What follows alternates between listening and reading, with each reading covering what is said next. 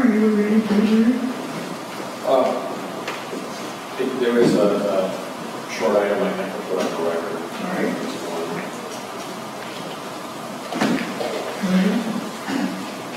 During the testimony of Joseph Glenn, there's reference to an exhibit 142, which I believe at the time of trial was a leather jacket. That leather jacket in August of 1995 was returned to Ken Lawn by order of Judge James Kelly. Who's the Ken Lawn. And the state was ordered to photograph and substitute said photographic evidence. There's actually two photographs now, one front, one back of the leather jacket. Originally it was labeled, one of them was labeled 142, which was the back. I've labeled them both. 142A is the front and 142B is the back.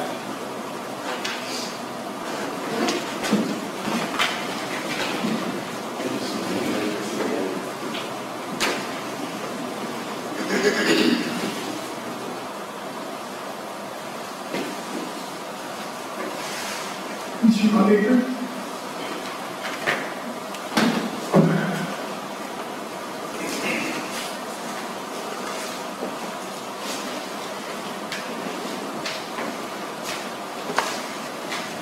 I obviously prefer the real jacket being here. I'm sorry, I would obviously prefer the real jacket being here.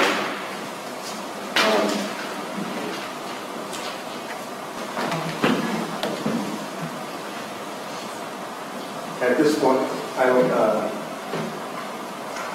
for the purposes of reading Mr. Glenn's testimony, I know where to begin at. I will have to limit the photographs because it was for substitution. I understand that. And that's the only way I need to make that. All right, so we will go ahead and use those photographs. And do you want to admit them prior to testifying, or do you want to do that? No. We'll have to rephrase the question in there. If I recall, I think the jacket shown to them. Yes, at page 1,353.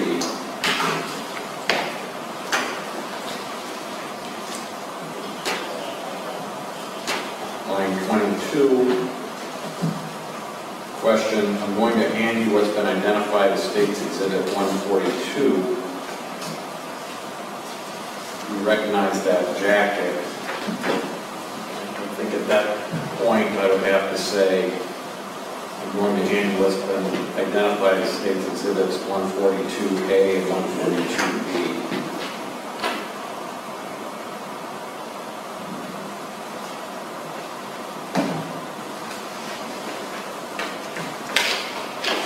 What page is that again? 1,853.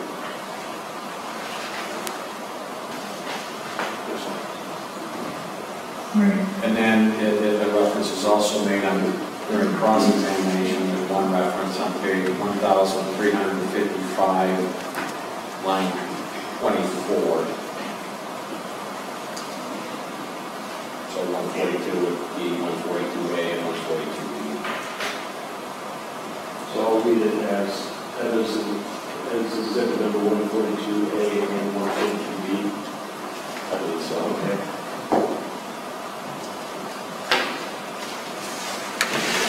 Anything else before the jury comes in? Just quickly, because this one is a little mottled, so the expectation would be that we'll go through the 95 transcripts with the redactions or things that we're skipping over, then follow up with the rebuttal, and then move on to the deposition. How you handle your use of transcripts, I'll leave up to you. Do you want a different person No. reading up there? Okay, that's No. okay. what order you choose is up to you, I would say. Well, the one I had, I believe, the record we made on was those portions of the deposition. Yes. And the person that's reading the first two transcripts is aware of the changes for the purposes of reading it in the record of the deposition. He has been advised to read what he is told to read. I did not go over the deposition with him. Okay, well, then what I would propose is this, Your Honor. We can start with the 95 transcript, move on to rebuttal part. We'll have to take a break at that point, because I don't want to have any mess-ups here at this stage. And I'll talk to that individual. We'll go through and confirm that we have the right pages, make sure that nothing's read that should not be read. All right.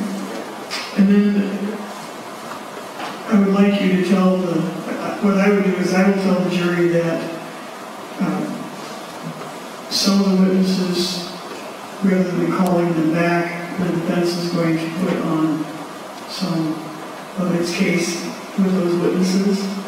And one of those will be Mr. Glenn, and we're going to do that by having some portions of a prior deposition read.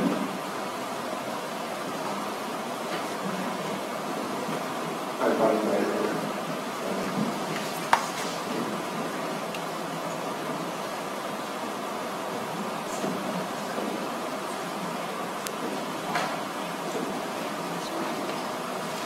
will we identify the year? I'm sorry? Will we identify the year? I think the year should be identified. Right, I don't want anyone to tell that, Your Honor, but just to see your thank you.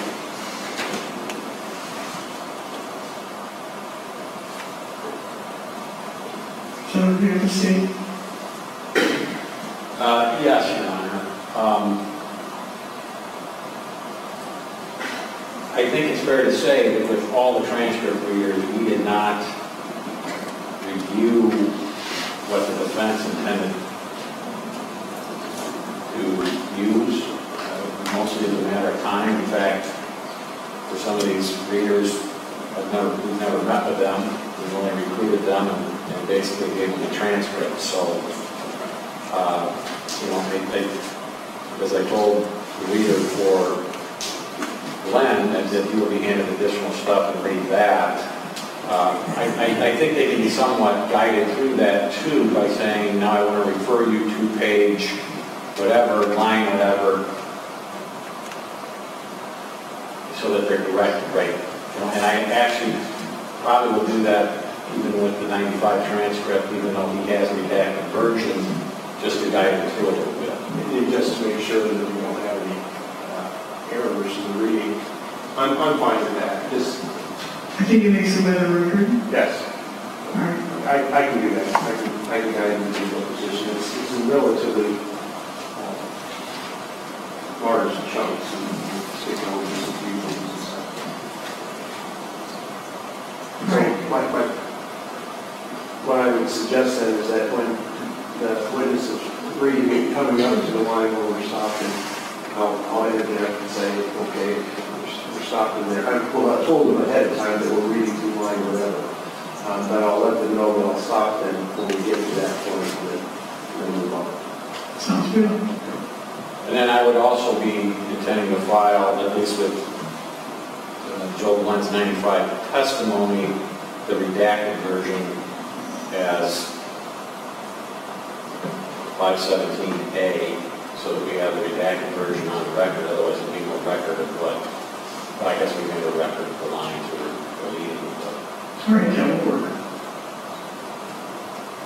I think it's in anyway. Both things, and we did make a record of what we were doing, but It would be harder to go back and piece that together than just the agreed. Anything else before the jury comes in? not in the state. Not much. All right, let's have them.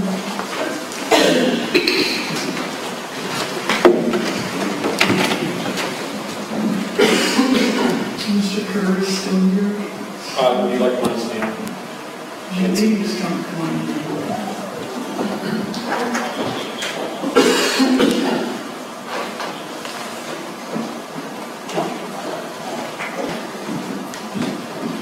Please be seated. Mr. Ker, you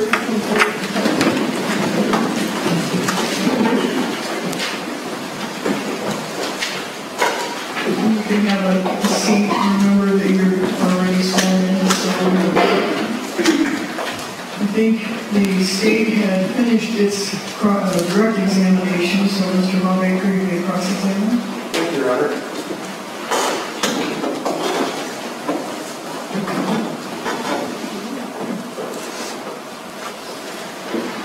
Good afternoon, sir.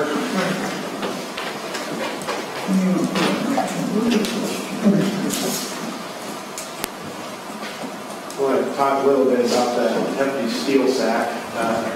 Your testimony was that this particular sack was made for industrial uses, is that correct? Correct. And do you know how many were produced a year? Millions. Millions? Okay. And how long had that bag been in production, do you know? I wouldn't know that. I'm an R&D, not in manufacturing.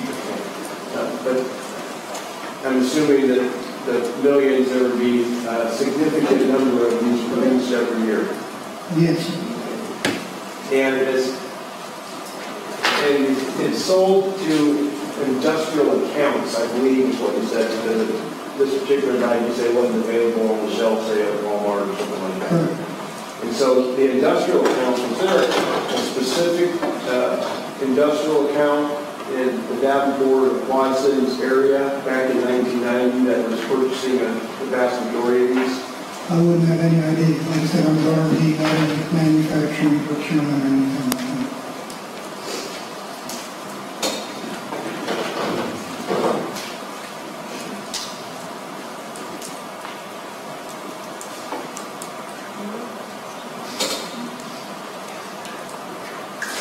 Did you testify in the 93 trial? Yes, it is. Okay.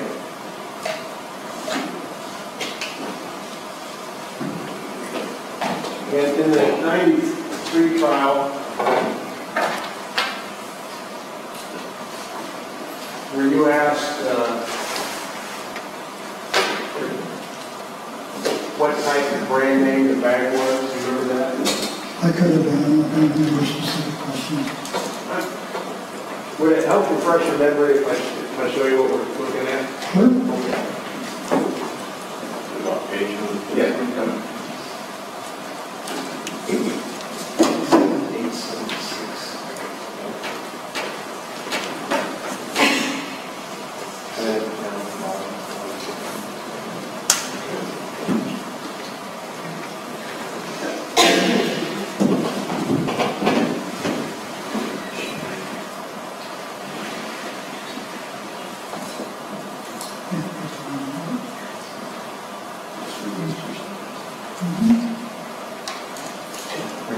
Yeah.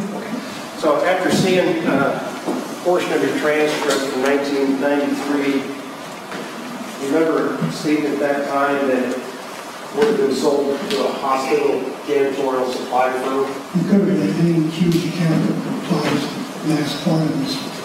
And how were those packaged for sale? Also, that's manufacturing again. Okay, so as far as huge quantities, I'm assuming people wouldn't just buy a single bag or something like that, right? No. It would be, anywhere from, I'm guessing, a small box of 50 to buying a truckload. And I'm going to use the phrase production run.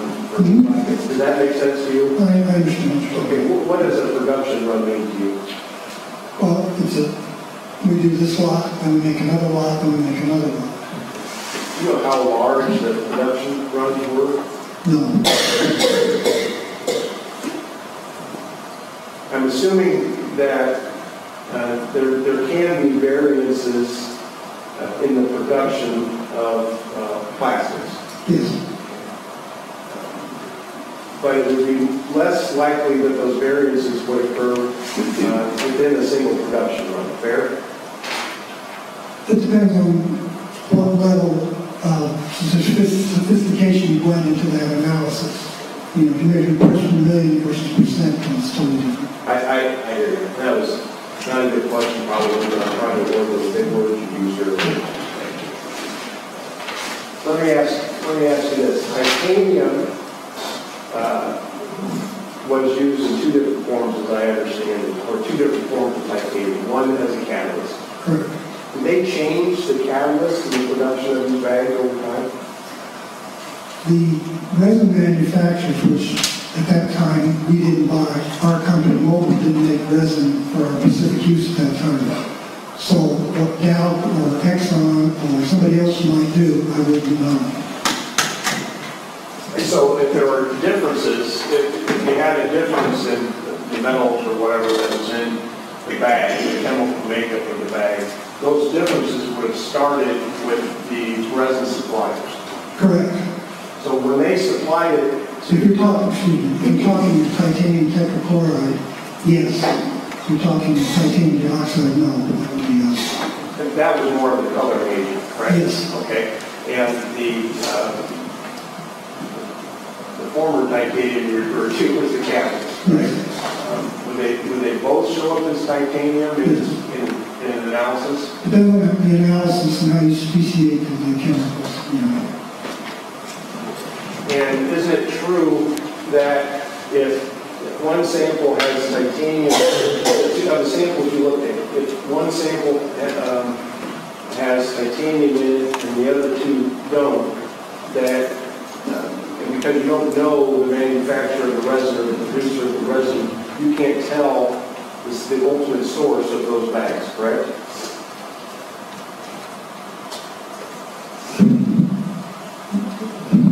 It would be hard to distinguish the source of the resin. We made the bags. Right. and the people that, so the resin is made into bags, right? Correct. Okay. And different producers of the resin may have different chemical makeups of the bag that you produce, correct? Correct. So if those other producers of the resin, they use titanium as a catalyst, they would be different than the people that produce resin that add a different catalyst, correct? Correct. And you don't have any way of knowing what those differences would have been from that source end. No. We weren't that sophisticated back then. So, Mr. Walton asked you if it was possible that you could have one bag that's similar in nature, have titanium in it, and then another one not. He said it was possible, and I kind of want to figure out what that means. If I had a carton of 50 bags, for example, that was sold, presumably that would be from the same production run. And presumably that same production run would have had resin in it from a specific manufacturer. Yes. Okay, you're probably not mixing resins, right? If you got it from Dow or whatever in the production run, you're going to use a sole source of that resin, correct? We used two different resins to make the trash bags at that time. So we get the physical characteristics of the bag we needed. Okay. And we buy from multiple sources. So yeah, they could be mixed. And the ultimate, if you have one that has a metal in it, titanium, and the other two that don't have titanium in it, you can't reach a conclusion about whether or not they came from the same production run or the same box or wherever they sold it. We have to talk about the amount of titanium we're looking at here now. If we're looking at just the titanium tetrachloride, that will vary slightly. We're talking about titanium dioxide, that can vary widely. Do you know the amount that any testing has been done here? No. Okay. Is that something that you test for in your analysis? At that time, we didn't have that capability. And so your analysis was just to look at the polymers or the things that made up the plastic, but not the metals that were in there. Correct.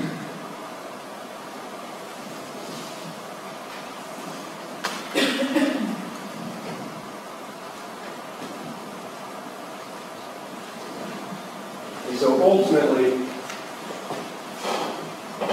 you did prepare a report, as I understand, is that correct? Yes.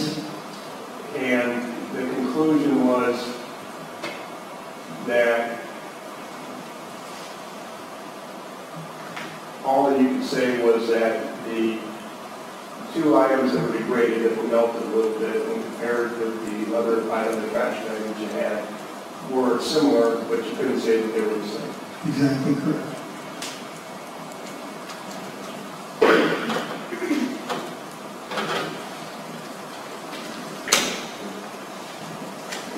Thank you, sir. Any redirect? Yes, Your Honor. But you can say they were, all three were manufactured by Mold. Yes. Thank you. I have no further questions. Anything else? Nothing, Your Honor. Thank you, Lisa.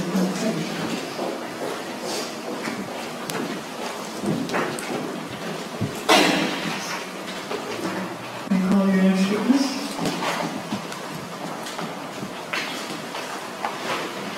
Yes, Your Honor. At this time, the state would request to read into evidence Exhibit 517, which is the sworn prior testimony of Joseph Glenn, who is unavailable, to be read by Brian Clark.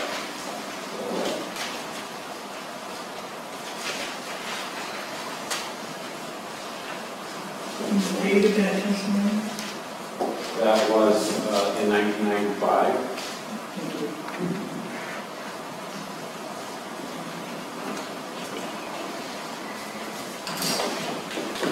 Exhibit 517 is submitted.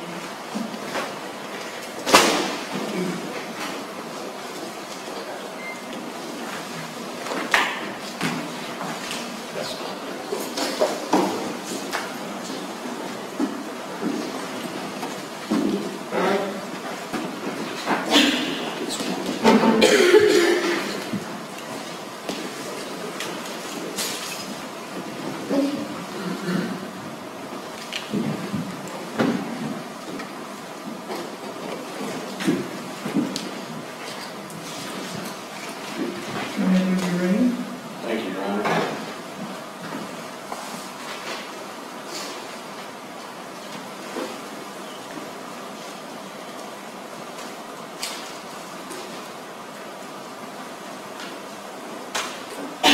Joseph William Glenn, called as a witness by the state, being first duly sworn by the court, was examined and testified as follows.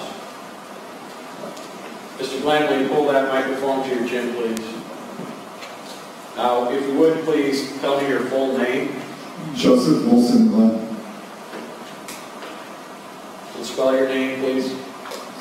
JOSEPHWILSONGLENN. How old are you? 34. Are you married? Yes. And who are you married to? Sherry Lynn Glenn. How long have you been married? 8 years. How long have the two of you been together? 10 years. When did you first meet? I believe it was in 86. And where did you meet? In Des Moines, Iowa. Were you working then? Off and on. What kind of work? It was construction work with the guy I was staying with. Did you go to Des Moines for work? Yes. Do you remember when you met your wife? Yes, I do. And what year would have that been roughly? Early 86. Was she working? No, she wasn't. Was she married to anyone else? Yes, she was. Was she living with him? No, she wasn't. Has she been separated for quite a while? Yes, she had. About how long? A year. Did she have a little girl? Yes, she did. And what was her name? Jennifer Ann Lewis. How old was she when you first met her? She was 4. Did she have any other children? Yes, she did. Who was that? A son. Who was that?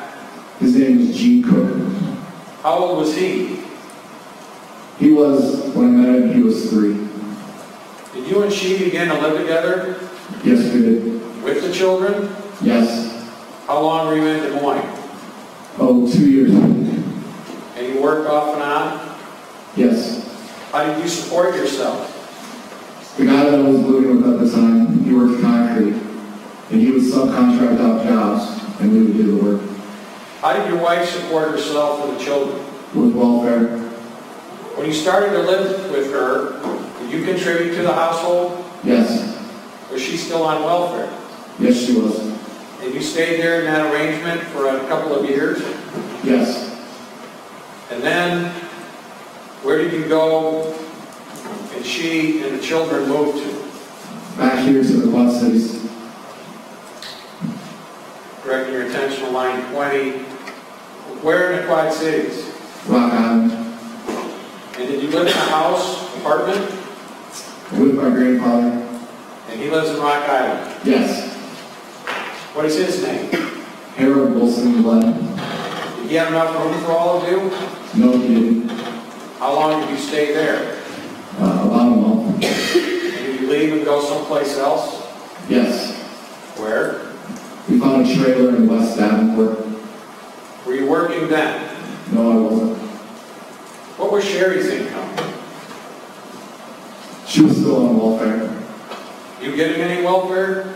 No, I wasn't. When you moved to the trailer, were you all able to live there? No, we wasn't. Why not? Winter hit and the trailer froze up. All the piping froze up and busted. You just renting the trailer? Yes. How much was it costing you? With the lot rent and everything, I believe it was $295.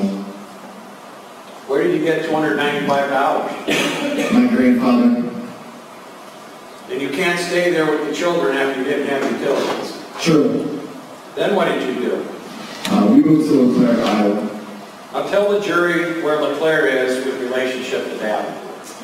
LeClaire from Davenport is anywhere from 18 to 25 miles from Davenport, going north. Straight up the river? Sure. Again, starting at 20, line 20. Where did you live in LeClaire? In an apartment. What did that cost you? That was $200. Did you have $200? No, we didn't. Where did you get it? My grandfather again. How long did you stay out there in LeClaire? Once we arrived in LeClaire, we realized we had no way to support ourselves and we really had no transportation. We couldn't afford the gas, so we stayed about a month. All the gas, why did you have to drive around? To come back to Rock Island, Illinois, to eat at my grandfather's every day. You were driving in every day and eating at your grandfather's? Yes. At the time were you working? No. Did you have any income? No. Your wife still had an income? Yes. Was your stepdaughter, Jennifer, going to school at that time? Yes, she was. Where was she going to school? In LeClaire. How long did you stay in LeClaire? About a month in LeClaire. And then where did you go? We moved back to Rock Island, Illinois, to my grandfather's. Grandpa took you in again. Yes. How long did you stay this time? About a week. About a week. And then where did you go? We moved to Andy Sanders' house at 716 Vine Street in Davenport. How long did you live there? I don't really recall. I believe we found another place while we were staying there. I'm not sure if it was a full month or not. Was it pretty crowded there? Yes. Did he expect you to pay part of the rent and the utilities? No, he didn't. And you didn't? No. But you found another place to live. Right. Why didn't you stay there to take advantage of Andy? He was a friend and it seemed like I was doing it to my grandfather, and I didn't want to do it to anybody we met. Where was this new place? 4.5 Street in downtown Davenport. Was Jennifer going to school at that time? Yes. Where at? Jefferson? That's on the west side of Davenport? True. Able to walk to school? Yes, she was. Did she attend regularly? Yes, she did, every day. Did anyone take her to school? I believe Sherry would walk up with her in the morning. Anyone go and get her at night? Me and Sherry both would. At that time, did you give her any instructions about safety of children? Yes. We didn't want her to talk to no strangers and get in no cars and don't trust anybody because it was a bad neighborhood. Was she obedient in that neighborhood? Yes, she was. She was scared? 4.5 Street, How long were you there? We were there about a month again. And then where did you move to? Back over to my grandfather's house. How long were you there this time? Long enough for him to find us a house that we could stay in. Grandpa went and found the house? Yes. Did you have money to get into the house? No, I didn't, again. How did you get into it? He paid for it. Were you a renter again? No, he was a buyer. Grandpa bought the house for you? Yes. How much did he pay down? $500. What were the payments? $200 a month. Was he expecting you to make the payments? Yes, he was. Did you do that? Yes, I did. I'm going to hand you what I previously, for identification purposes, the State's Exhibit 61.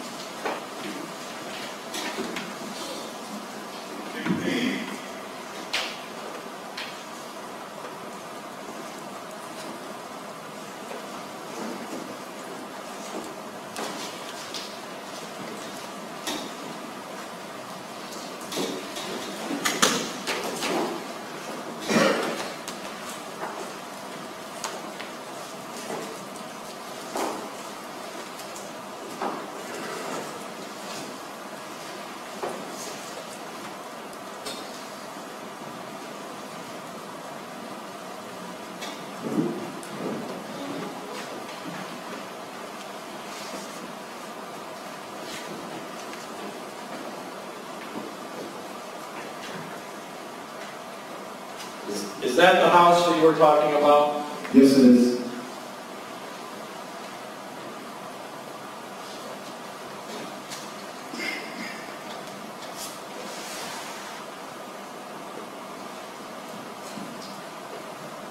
Is that a good picture of the house? Yes, it is. If they had gone there when you first moved in, is that what they would have seen?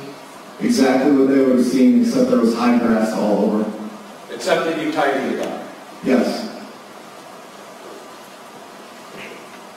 Does that show a view of the house at its front? Yes. Offer Exhibit 61. No objection. 61 will be received. Mr. Glenn, how long were you in that house that your grandmother just bought, that your grandfather just bought for you? 2.5 years. Do you remember when Jennifer disappeared? Yes, I do. Were you living there then? Yes, we were. In fact, you had just moved back in. That same day.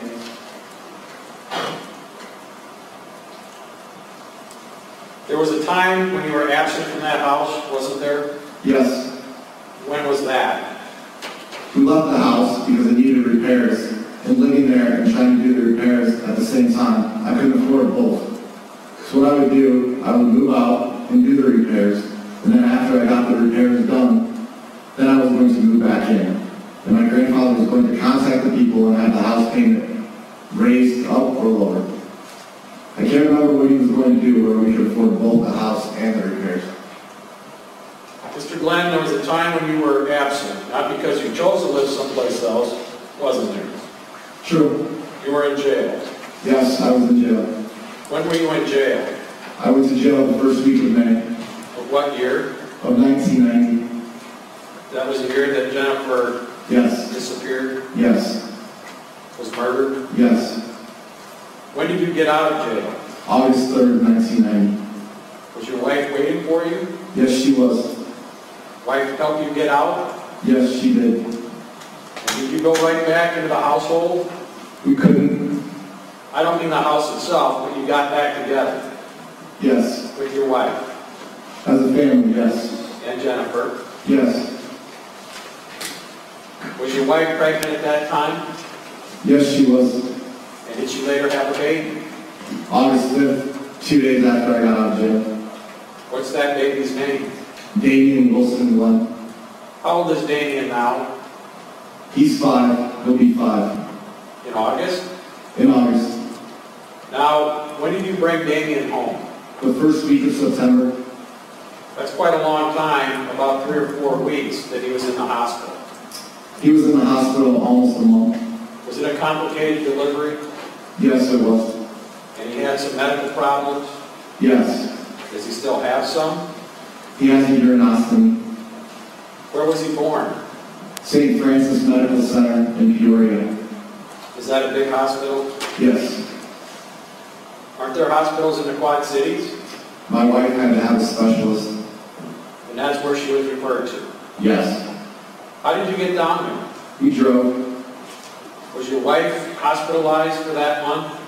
Yes, she was. She was in a hospital as long as your baby was? Yes, she was. Who took care of Jennifer? Jennifer, it was during summer vacation, so Jennifer went to stay with Sherry's family in Des Moines until Damien was born. And after Sherry and Damien came home, did Jennifer come back to live with you? Yes, she did. And where were you living then? We were living in Moline with a gentleman named Tony Christensen. Lest I forget, why were you in jail? Delivery of a look-alike substance. And what else? Obstruction of justice. What's a look-alike substance? It's something that's being represented as something that it's not. Did you tell somebody it was dope and it wasn't? Yes. And you sold it to them? Yes. And you sold a look-alike substance to a police officer? Sure. And they arrested you? Yes. How did you get that other charge, obstruction of justice? I lied about my name. Why did you do that? I figured when he came up to arrest me, he didn't know who he was looking for. And when he said, "Are you that person?" I said no. And that got you another charge? Yes, obstruction of justice. Did you have a trial? I pled guilty during court. Were you taken into a forum like this? You said you did it? Yes. How much time did the judge give you? 120 days, 2 years probation, and I believe it was a $1,200 fine. Did you get that fine paid? Yes, I did. How did you pay the $1,200 fine? All this time that we were living like we were living, I was applying for Social Security. And my Social Security cleared, and I got the Social Security, paid off all my bills. So you were found to be totally disabled and unable to work? Yes, yes, With that money, you paid that fine, yes, and court costs and things like that. yes, first thing. You also had to meet regularly with your probation officer? Yes, I did. Do you remember the day that Jennifer disappeared? Yes, I do. Where were you living then? We were staying at Tony Christensen's house, but that evening we were going to move back into that house that we had on 1116 7th Avenue. Were you doing some work at that house? Yes, I had. And Tony was just letting you stay there for a while?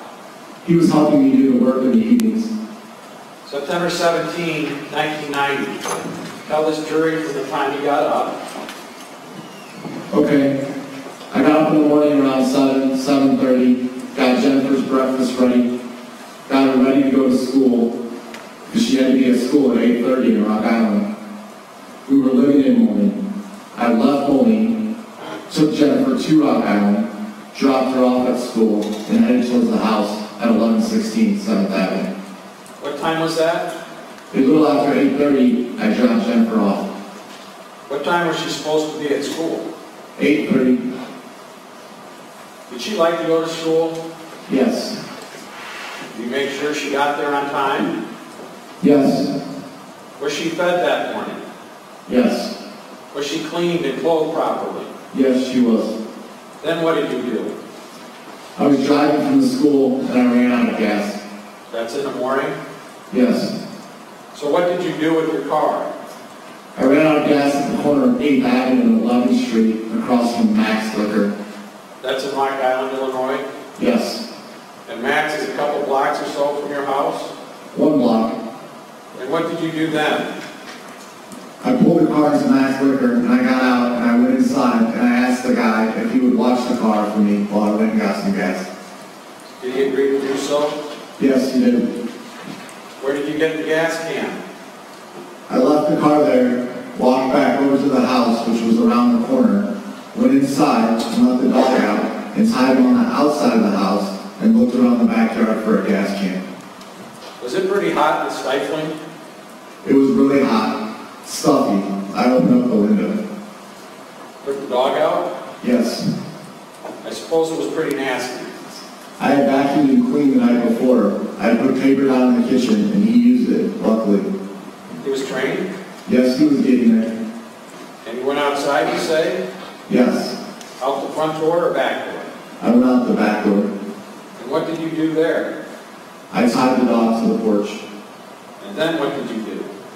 I looked around the yard, through all the high grass that was there, and auto parts, and found a can, and went back over, untied the dog, and me and the dog walked up to the gas station and got the gas. What kind of gas?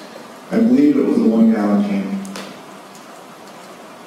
Have any markings or writings on it? I really don't recall. It was red. It was a rusty old one. I dumped the cobwebs out of it to use it. Where did you go? At the gas station at the corner of 15th Street and 7th Avenue. And what did you do there? I got $1 worth of gas. That's all the money I had. Did it fill the can? Yes, it did. And then what did you do? I walked back to the car, went back to the house, tied the dog back to the porch, and then out through the back, over to the liquor store where I had the car parked and put gas in it.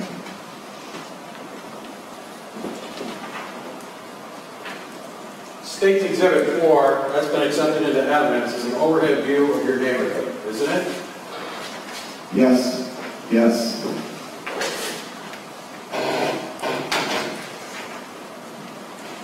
Is that your house?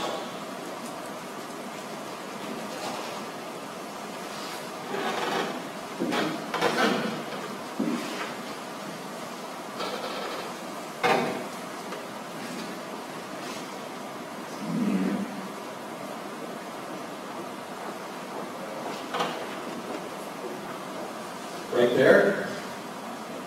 Right there. Right there? Right there. Third from the corner as we count. Right.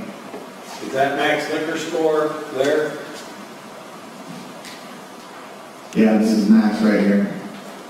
Just as Sergeant Murphy told us it was. Now, tell the jury using State's Exhibit 4 how you got from your house to Mac's Liquor with that gas can and tow. Through the driveway, through the trees, cut through this park right there. Come across on this side, come around and shot over to the street. You have to come through all the trees. You have to speak up. I can cut. There was a trail made through the trees, and alongside this building, top here that you see, and all this construction work through there and around the gas station here, over to the liquor store, instead of going to the light at the corner. Was there a path there? Yes, there was. Did other people take that path? Yes.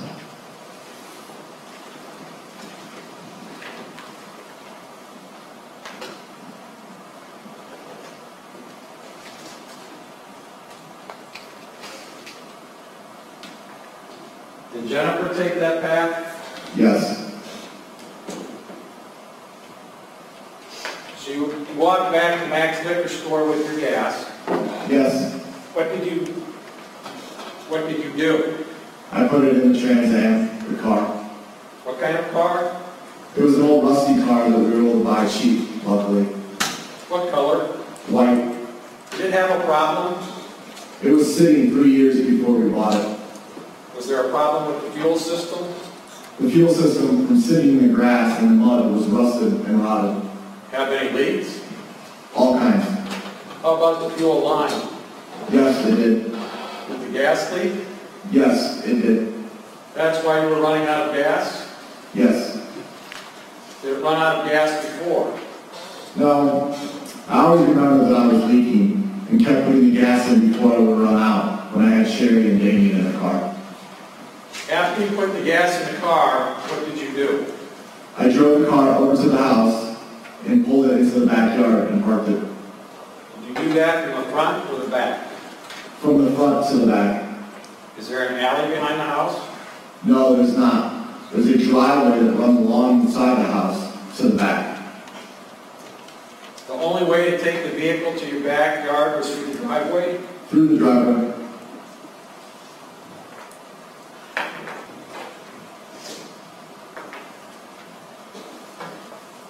State's Exhibit number 61, which I think is a picture of the front of your house. Is there a driveway there? The driveway is where this white car is sitting, and the station wagon is sitting in the back to the house, where the car parks are. The only way to get to the back of your house? Is through that driveway. You showed me on the big overhead that there's no buildings there. What would keep you from getting to the back? There were fences, garbage, and grass and trees. A car couldn't get there? No, a person could get through by the path that Jennifer made. Then what did you do? I went back inside the house and locked up all the doors, gave the dog water, and then went to go pick up Sherry back at Moline at Tony's before the gas stripped out. Did you get Sherry? Yes, I did. Where was Damien? He was with her at Tony's. Was he a bottle baby? He was. Yes, he was. Was he also breastfeeding? Yes, both. All right. And then after you went to Tony's, what did you do? I think we sat around a little while and rested while Sherry got up and got Damien all changed again. He went to the bathroom a lot then. We got in the car and I went around from Tony's house over to the Clark gas station, around from Tony's, and got more gas. Then what did you do? We went to the probation officer's office back in Rock Island. You had an appointment with the probation officer? Yes. You remember what time that was? I believe it was 11 o'clock. He wanted me there before noon. And you kept the appointment? Yes. Didn't want to go back to jail? No. After you kept your appointment with the probation officer, what did you do? We cut across the bridge over to Davenport. By cut across, you drove across the bridge? Drove across the bridge. How many bridges are there between Davenport and Rock Island? There's two. The Arsenal Bridge and the Centennial Bridge. The Arsenal Bridge is the government bridge? That one's free. There's sometimes a problem getting across it? The traffic will back up, people going to work and people going to lunch. And it's the main bridge to the island, a big government complex. For the military, You can get from Rock Island to Davenport and vice versa across that bridge. yes. Does it open to accommodate river traffic? Yes, you have to wait for a boat. If there's a boat coming through, they'll open the bridge and shut the bridge and let the boat through. But it is a free bridge. It is free. Is there another bridge? The Centennial Bridge, That's also from Davenport to Rock Island? that's at the foot of Rock Island, by the courthouse, over to Davenport at the foot of downtown. Is it free? No. You know what it costs? 50 cents. You know what it costs in 1990? The same, 50 cents. Which bridge did you use? That day we tried to use the Arsenal Bridge, but with the car leaking gas, by the time I would have gotten over there, I would have been out of gas. So we paid the 50 cents. What did you do when you got across the bridge? We took a right and went right down to the Salvation Army at the foot of the bridge. Why did you go there? I was looking for a glass table, kitchen table. I didn't have any kitchen furniture, pots and pans, or anything. And you did some shopping at the Salvation Army? Yes, And priced things? yes, Did you buy anything? no, we didn't. How long were you there? Oh, quite a while. We were looking at different stuff, walking around, spending time together, enjoying gaming. You have a new baby and now enjoying it? Yes, Then what did you do? we went down the street from the Salvation Army to Goddard's Furniture and looked at their stuff. It's at the foot of the Arsenal Bridge. It was originally going, but we couldn't go across the bridge. Did you shop at Goddard's? Yes. Did you buy anything? No, we didn't. Price is too high. The Salvation Army price is too much? Sherry's seen a new knick-knack stuff. It was a toy for Damien, a little blue Sesame Street character, the Cookie Monster. After you went to Goddard's, where did you go? Damien had a doctor's appointment at 2:30, and we had to get the doctor's appointment for him to get a shot at Trinity Medical Center in Moline. Moline, Illinois? Moline, Illinois.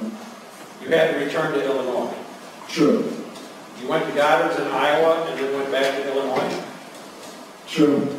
What bridge did you use that time? The 74 Bridge. Now that's a bridge that these folks haven't heard about. That's the third bridge that takes you from the Quad Cities to Davenport, but it doesn't take you to Davenport. It's a town outside of Davenport. It's called Bettendorf, which is side by side. Rock Island and Moline are side by side, just like Davenport and Bettendorf.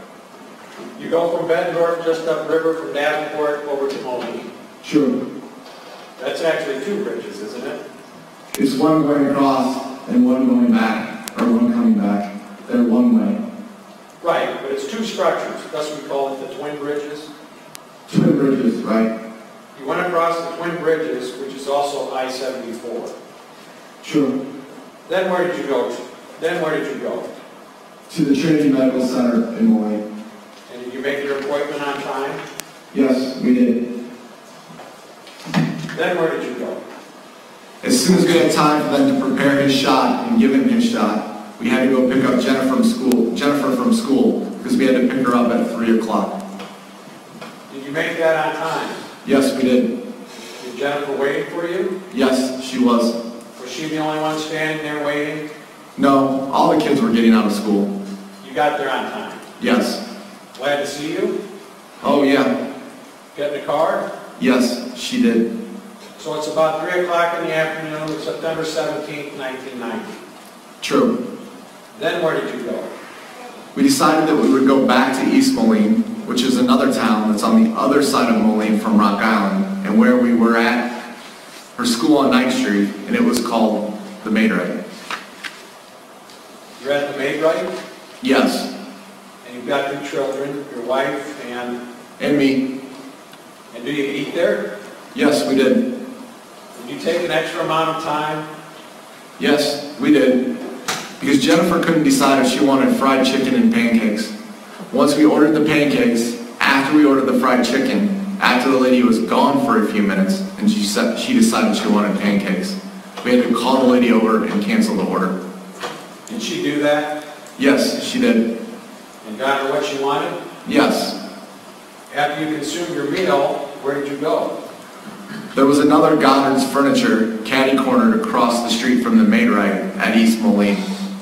We figured we'd walk over there and see what the prices were. Did you do that? Yes. And what about the prices? They were cheaper. Did you buy anything? No, we didn't, but we were going to come back. After you did some more window shopping, what did you do? I looked at the clock at Goddard's Furniture and decided we would go home and finish up the house, since the heat of the day had cooled off and it was going into the evening. We would go home and clean up what little bit we had to clean up to stay the night. When you looked at the Goddard's clock, what time was it? 5:10. Did you have a watch on? No, I didn't. Did you have a watch on September 19th of 1990? No, I didn't. Do you have a clock at home? No, I didn't. But the clock at Goddard said 5:10. 5:10. One on the wall or on display? One on the wall. And you knew it was operated? Yes. You knew it to be about 5:10 that day? Yes. Where did you go? Back to the house on 7th Avenue. The one in the picture? In Rock Island, the yellow one, the one in the picture. Did all 4 of you arrive there? Yes, we did. Anybody else there when you got there? Yes, there was. Who was that? There was. As we come around the corner, because the house is kind of on a one-way, we have to go around the block. Well, standing on the opposite corner of the house, but looking straight at it, on the right hand, was Nate Roden, his son and a dog. And then as we pulled in the driveway, we noticed Fred Gonzalez, his nephew, working on that station wagon that you saw in the picture. State's Exhibit number 61, a photograph of the house and the driveway. Will you show the jury the station wagon? The one right here, it's the bronze colored.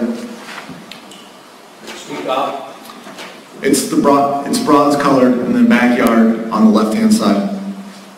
And that's where it was when you saw it, arrived that day? No, it was sitting the opposite way, turned around with the nose pointed out so he could drive it. But that is the car.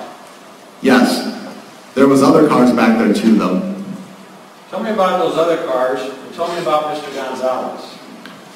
Fred was a friend that I met when we moved from Des Moines to the Quad Cities. He lived at that time about 2 blocks from where my grandfather lived, and me and him got to talking, and he said he was scrapping auto parts and junk cars, and he needed a place to do this.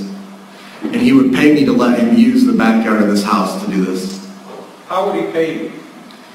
He would tear the motors out of the car and the transmissions and bust them up into pieces and jump the cars out and scrap the aluminum. And what did he pay you? Whatever he felt like to use the yard. And you weren't doing anything else with the yard? No. Was he a pest or a problem?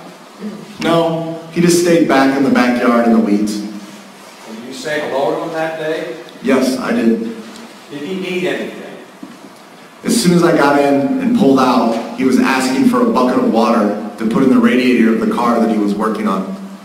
Did you get him some water? Yes, I did. Where did you get it? From out of the kitchen sink, inside the house, right in the back door. Then what did you do?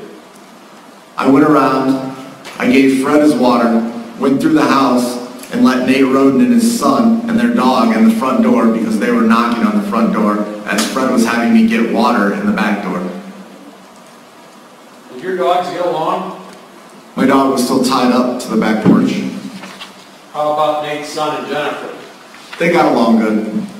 Were they about the same age? Yes, he was a little older. And then what happened? Jennifer, Nate Roden's son, and their dog went out on the front porch to play. Nate came inside and was talking to me, asked me what I did all day. Okay, he just came in and talked? Yes. Was there a time when only his son was there?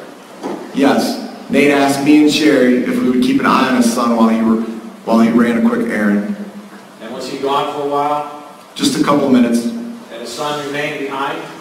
Yes, on the front porch with Jennifer and the dog. Proposed State's Exhibit number 62, is that the front porch you're talking about?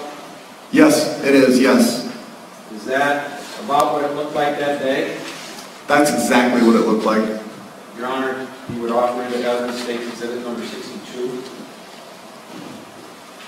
No objection. 62 will be received. Did Nate return? Yes, he did. Did anybody else come to your house? Stanley Liggins, And when did he come to your house?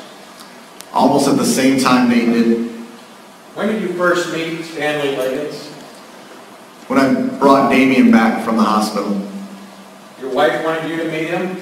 Yes, She knew him before then. yes. And where did you go to see him? At his room. And you know where that was at? I believe it was the Hillside Inn in Rock Island, a motel. And did you take Damien there? Yes, we did. Did you take Jennifer there? Yes, we did. Did you go into the hotel? Me, Sherry, and Damien went in to show Stanley Damien, and Jennifer stayed out in the front, playing on the balcony in front of the house. That was the first time that you met Mr. Liggins? Yes. Is he here today? Yes. Is he here today? Yes. Identify him. He's sitting right there wearing the blue and tan shirt. Is he seated next to a lawyer? Yes, he is. What did Mr. Liggins do when he came to the house?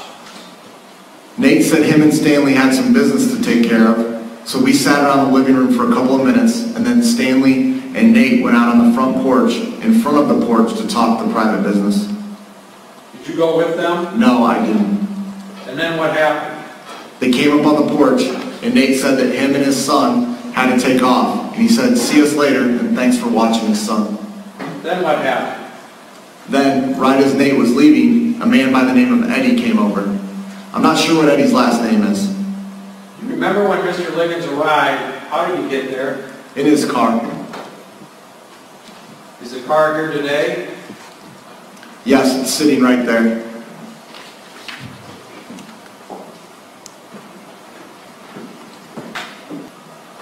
You're referring to State's Exhibit 86A? Line 30. Yes. Where did he usually park that car? In the driveway on the left-hand side of the house. Did you see it from inside the house? Yes. And you noticed the car there? Yes, it was there. You remember him coming in there? Yes. Again, I refer you to State's Exhibit 62.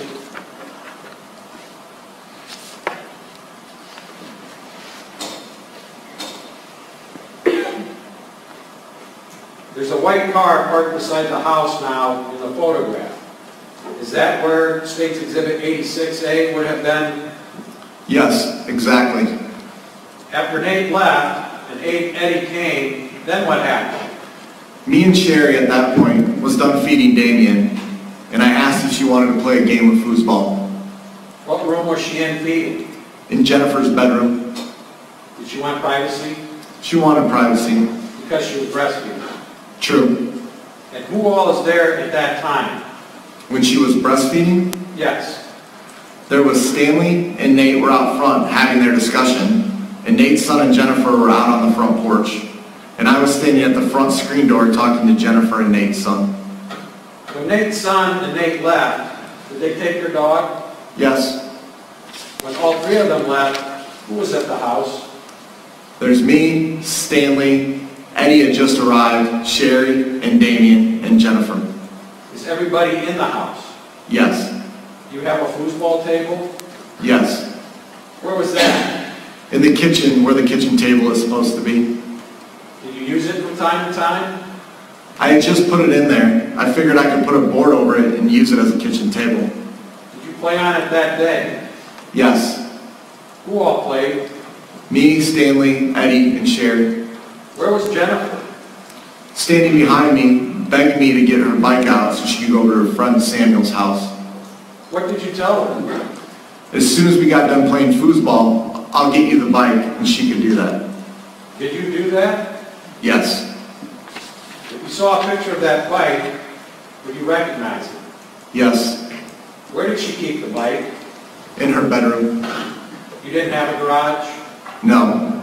And if you left it outside, what would happen? They would have stolen it like they did the last one. I'm going to hang a photograph marked State's Exhibit 68.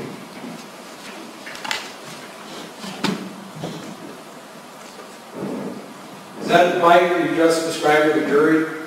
Yes, it is. If the jury would have gone there on September 17, 1990 and viewed that bike, That was it.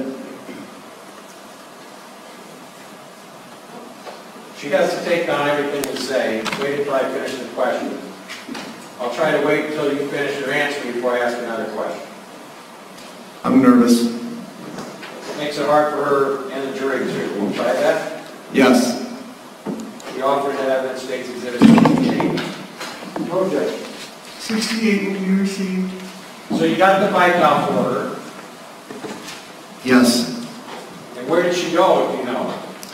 To Samuel's house, which is right around the corner from where we lived at there. Samuel, a friend of hers? Yes, he was. Who was there when she left? There was me, Eddie, Stanley, Sherry, and my son Damien. How long was she gone? Oh, she had just left a few minutes, and then Stanley left, and... Let's start. She left and came back? No, she left with the bike. Did she come back with her bicycle? Yes. And while she was gone with the bike, did any of those people you told us about leave? Yes, Stanley did. Did he leave momentarily after she did, or at the same time? Just like 3 minutes after she left. And how did he leave? In his car. Did he say anything?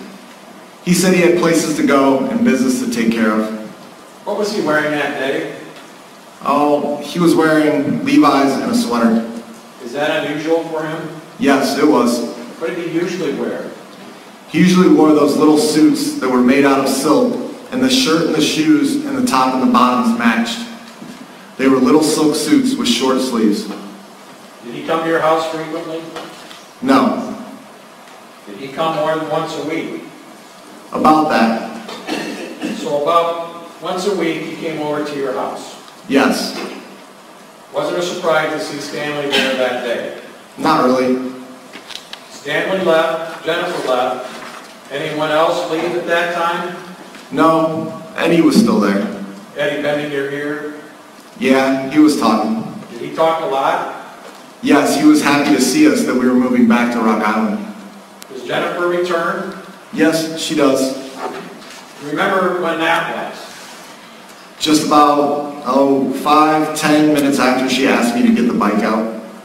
How do you remember her returning? I happened to hear something out front on the banister of the house, and I looked out the front window, and I noticed that she had run into the banister with the bicycle, and she was trying to drag the bicycle halfway up the porch. She would get a run and jump at the porch before she brought the bicycle up. Did you yell at her? Yes. What did you yell?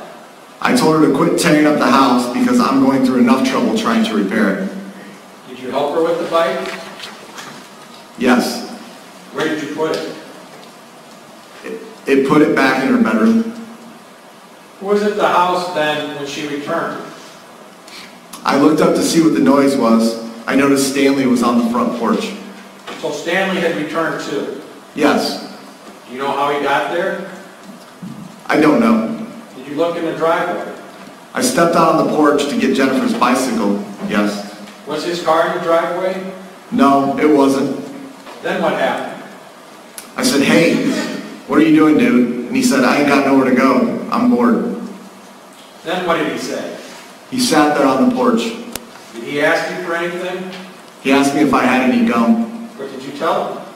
I told him no, that I'll ask Sherry. She might have some. Did you ask Sherry? I yelled in the front door and asked Sherry if she had any gum, and she said no. And then what happened? I started talking to this other gentleman that had arrived. Who was that? That was John Brown. And then what happened? John he was like Eddie's. He was nonstop happy that we were back in the neighborhood. Talking. Was Eddie still there then? Eddie left. He didn't care for John. Mr. Liggins still there? Yes, he was. Was Jennifer still there? Yes, she was. Was there a time when she left? I didn't know she had left. Was there a time when Mr. Liggins left? I didn't know he had left either. Was there a time when you noticed that they're both gone? Yes, after John Brown left. Were they both there when John Brown was there? Yes, they were. And when John Brown left? They were gone. Did she say anything to you before she left? She didn't say anything to me. Did she say anything to Stanley? I don't know. Did she come back? No, she didn't. Did you become alarmed? Yes. When did you first become alarmed? After John left, I noticed it was getting dark, so I asked Sherry. I said, "Sherry, where's Jennifer at?" Right after everybody leaves, we sat down and watched TV, and Sherry said, she went to get gum for Stanley. And I told Sherry, "Well, Stanley left." And I said, "Is he coming back?" And she said, "I don't know." I said, "Why don't you go over to Mac's liquor store and get Jennifer? Because she's probably standing over there and talking to Samuel and all that other stuff and chewing that gum." And Sherry said, "Okay," and she went over to the liquor store. How did she go to the liquor store? The front door or the back door? Out the front door. Did she return? Yes, she did. Did she have Jennifer with her when she did? She said she couldn't find Jennifer. Did you ask her whether or not she inquired as to whether or not Jennifer was there? Yes. Did she advise you? She said she didn't know. Then what did you do? I told her to go over to Samuel's house and get Jennifer and tell her to get home. Was it dark then? It's getting dark. And did she do that? She came back and said she's not over there either. What are you doing all this time? I'm trying to take care of Damien. And does she come back shortly? Yes. And then she left again to go to these other people's house to look. She was looking all over the neighborhood in the vicinity of where we lived at there. Could you tell whether or not she was excited or concerned? She was scared. Then what did you do? I stood on the front porch and yelled for Jennifer. And then the neighbor lady came out and she was yelling. And then Sherry came back and she was yelling.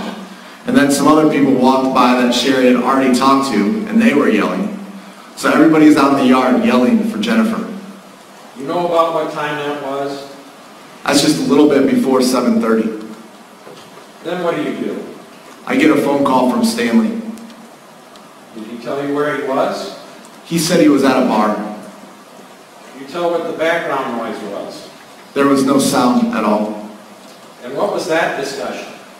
I asked him, did he get his gum, and had he seen Jennifer? And what did he respond? No, he hadn't. Was there any further conversation? I asked him if he was going to get a hold of me later, and he said that he might.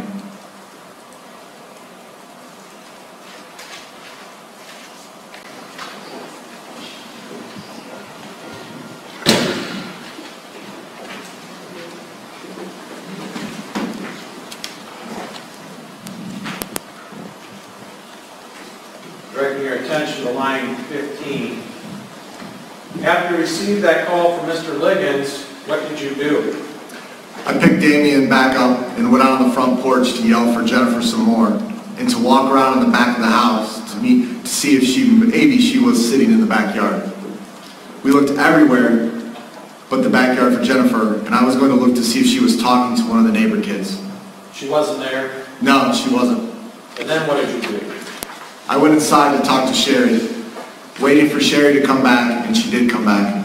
And then what did you do? I told her, why don't you try those people that live where she gets her hair done at, which is catty-cornered from our house through the opposite way of Max Liquor. Did she go over there? Yes, she did. Did she return? Yes, she did.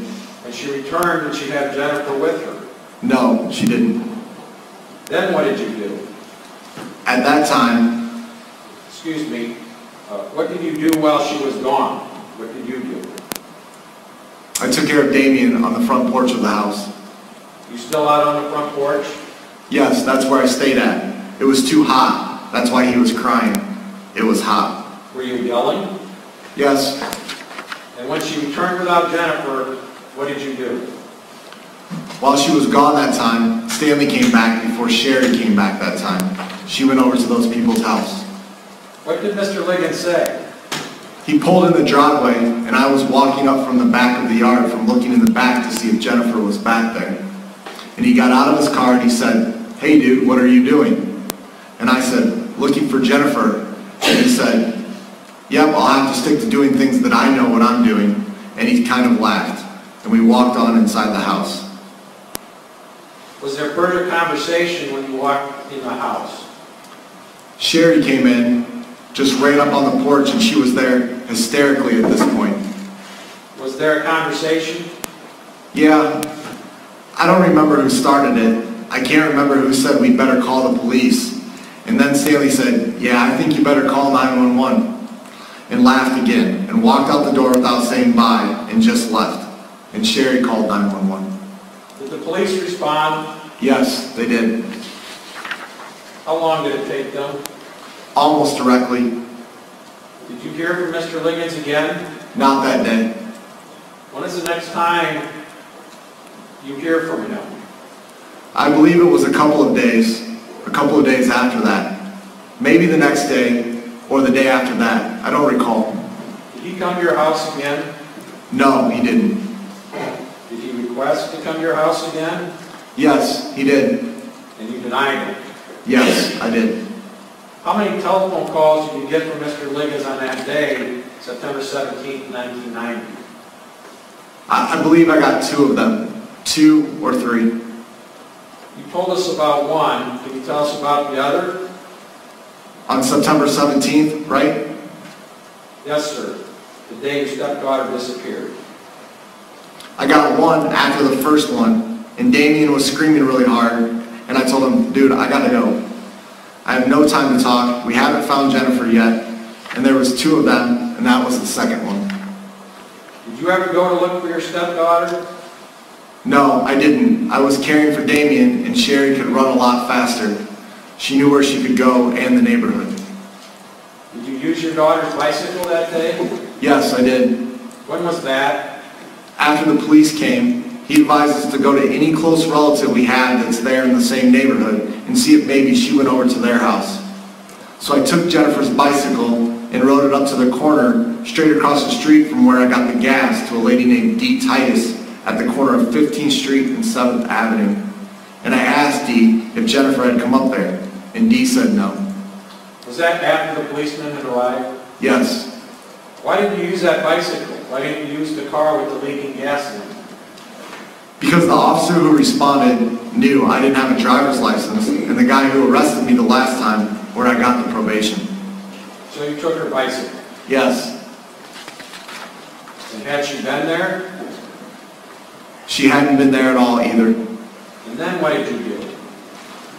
I believe there was another gentleman there, and he said, well, how about you put your bicycle in the back of my van, and we'll drive around and find her, because she's probably just out here running around the neighborhood like all the kids usually do. Did you do that? Yes, I did. Obviously that was unsuccessful. She was nowhere. Were you yelling out as you drove? Yes, both of us were. And about how long were you out riding around in that van? It didn't take that long to circle that neighborhood to see that she wasn't in the neighborhood. Did you return to your house? Yes, we did.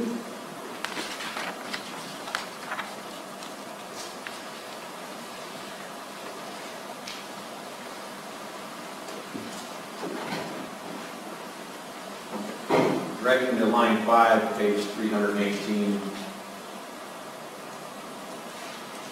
You know what? If you would just be responsive to my question, I don't ask you to tell me what other people told you. I ask you to tell us what you did and what you observed, okay? So you got back and the police were there? Yes. As a result of your talking to the police, what did you do? We stayed home. At their direction? Right at the house on 7th Avenue with them there with us. Then what happened? Time passed, and then all of a sudden, some detectives came in and told us that they thought they had found. Once again, that's hearsay. What did you do? The detectives came in. Did you go someplace to identify Jennifer? Yes. After the police came and talked to you, did you see some news that day? No, I didn't. Some other people. Came to call and said something horrible had happened? They came over. And the Rock Island police came, or the Davenport? It was Rock Island and Davenport. Where did they take you? They took me to the morgue. Who else went? Sherry did. Did Sherry identify your daughter too? They didn't let her go in. You went in? I went in. You did identify the little girl as being your stepdaughter? Yes. This photograph, Exhibit 1 for the state,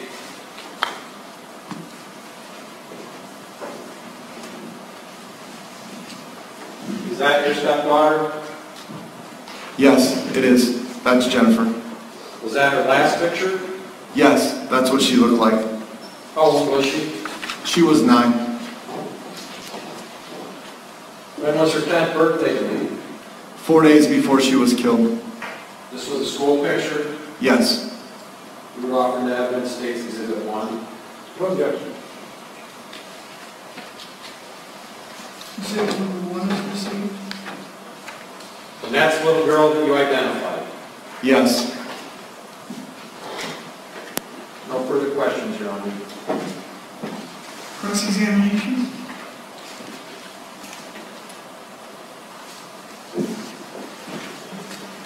Up until September 17th, 1990, how many days had you known Stanley Liggins?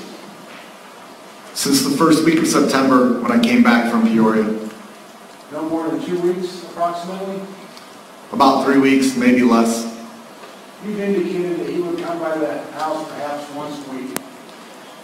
He came the weekend before the 17th and asked me to fix his car. We'll talk about that in a minute. You had indicated on the average you would come by once a week. Yeah. Was that consistent during the 3-week period? I met him about 4 times. During the time that you spent with him, did you tell him, for instance, that you and Sherry had met in Des Moines? I didn't tell him that. Directing you line 18.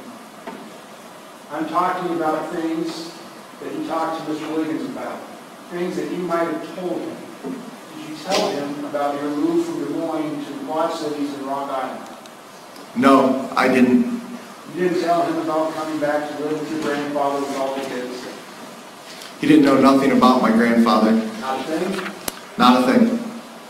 From the first time you met him until the end?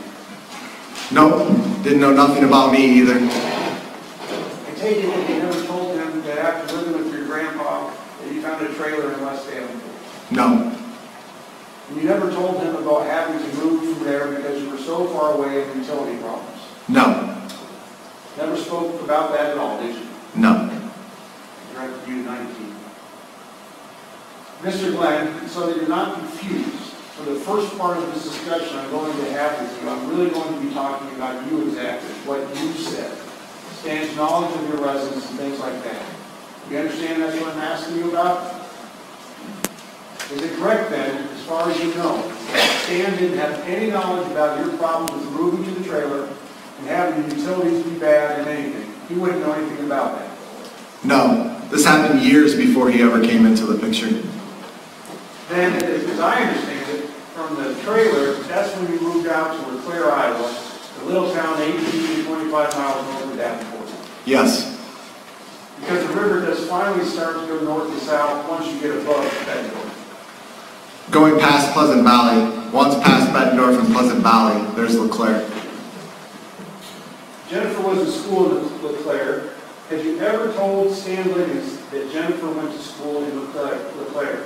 She didn't go to school in LeClaire. Did you ever discuss with Stan Liggins where Jennifer went to school while you folks were living in LeClaire?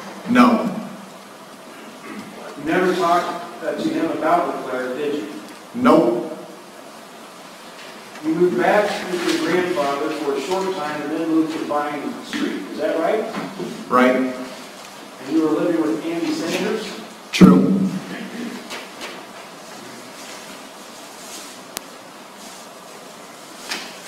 Now, these pictures are already into evidence. The judge has admitted them into evidence. You probably have never been up in a helicopter to look at areas.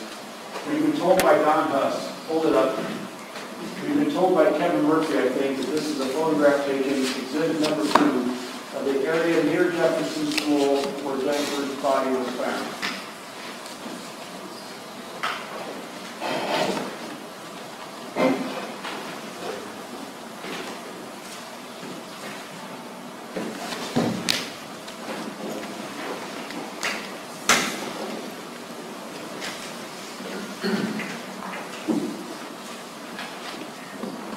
Yeah, Do you recognize Vine Street there? yes, Do you see it marked? yeah, Now, were you personally from living on Vine Street, familiar with Vine right there as it curves around and then comes towards Jefferson Street and becomes 12? I always used it coming in from the other way.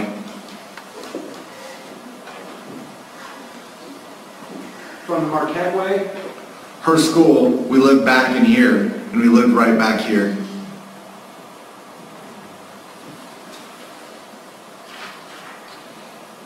This way's 1,000 block of West 12th, and if you were living in the 700 block, you were living 3 blocks this side. This is the street that was the front street where we lived, and there's another road that feeds into it.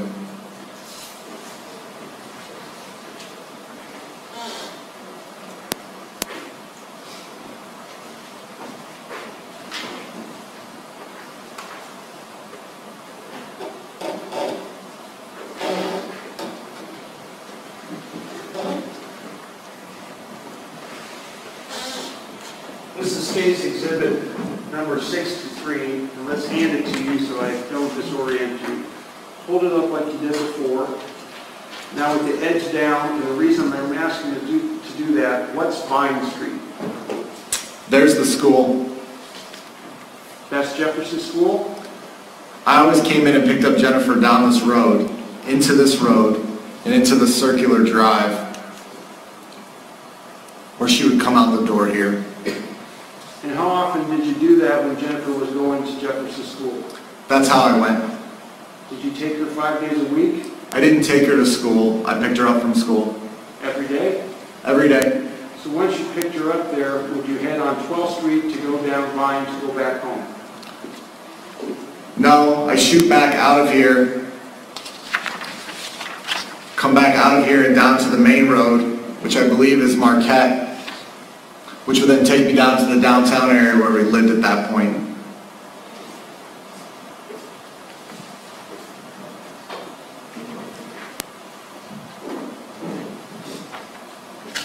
Now, you didn't live on Vine for very long, is that right?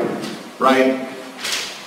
When you're talking about going back to the downtown area, we're talking about when you lived on 4.5 Street.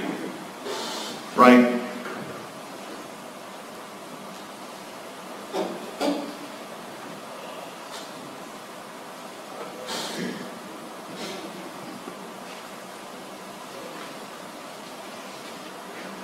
By the way, this photograph has been described as showing the west part of Davenport. How long have you actually lived in and out of Davenport over your lifetime? Off and on for my whole life. Let's talk about Marquette.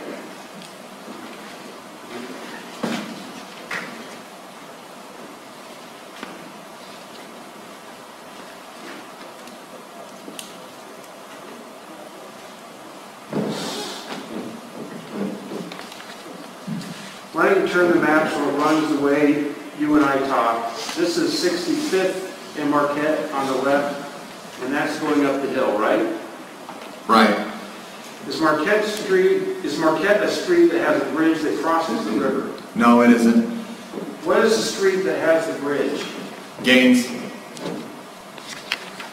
And what bridge is that? Centennial. The one that costs money? Right. If you go way, way, way west, are there any other bridges that don't cost money? The 280.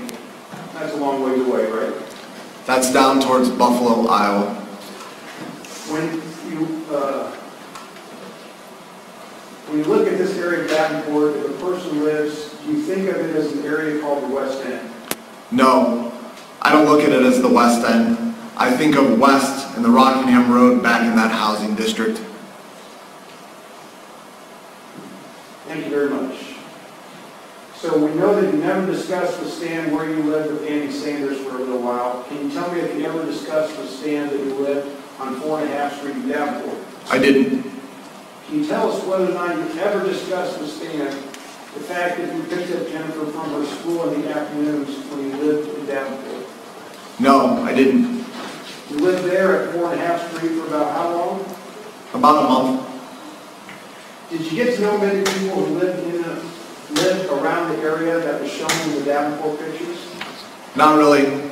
I really didn't. I would meet my neighbors, but I didn't know anybody's name. No.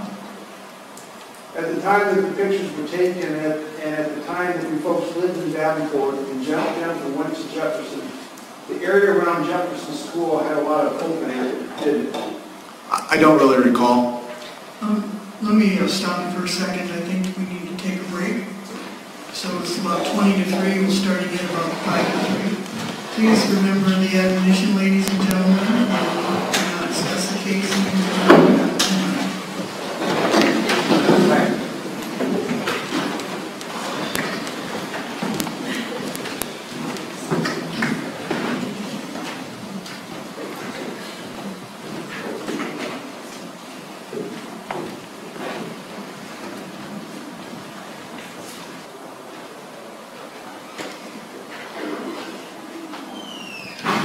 Sorry, there was a juror that indicated to me he needed a break.